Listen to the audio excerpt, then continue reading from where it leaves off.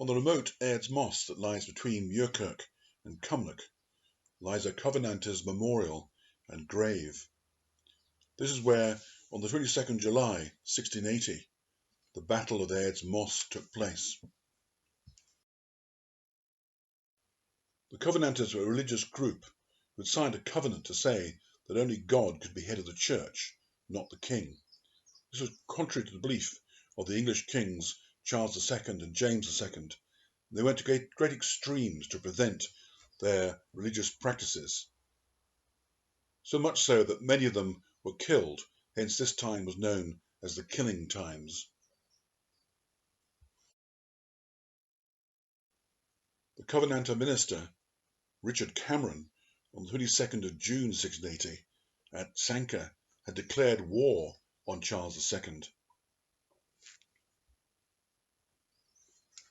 Sir Andrew Bruce of Earlshill had been following in the tracks of Richard Cameron and his followers for some time, and at 4 o'clock on the 22nd of July he caught up with Cameron and 60 of his followers on Airds Moss. Bruce had something in the order of 120 dragoons under his command. These were mounted cavalry, and in this open space there was no chance of escape.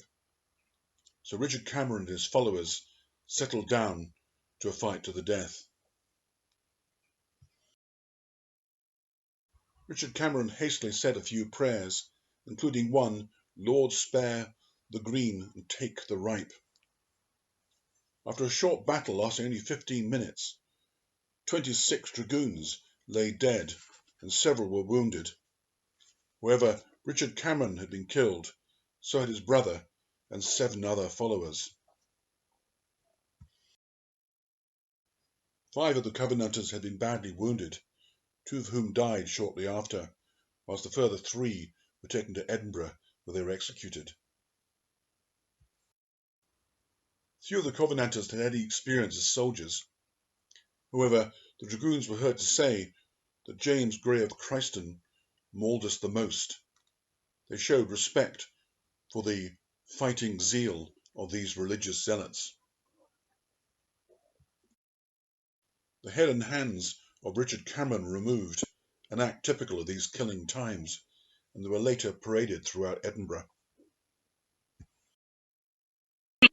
Cameron's remains were buried at the battlefield, and the other 9, one of whom was his brother, were also buried here, though it's thought that later they may have been exhumed and taken to Cumnock, where they were buried beside the grave of the prophet Peden, another famous Covenanter minister. A memorial to Richard Cameron and his followers was erected not long after the event. However, in 1832, the present-day monument was erected.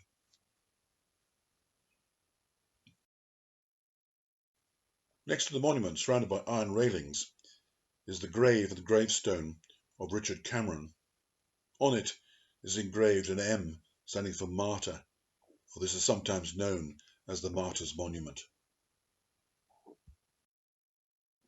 Despite the remoteness of the grave and the monument, it is very visible from the main road and attracts visitors, especially in the 19th century, judging from the amount of old graffiti that's now being painted over. Reverend John Cargill took over the leadership of the Covenanters. However, he was also captured and executed in Edinburgh, but not before he had solemnly excommunicated the king and all his ministers. After Cameron's death, the Covenanters organised themselves into societies and were very successful in their efforts. At the end of the killing times, their fighting spirit was recognised by them being invited to join the British Army. The tradition was that they always carried a Bible. Also, they were divided into congregations, which were the companies, and each one had an elder.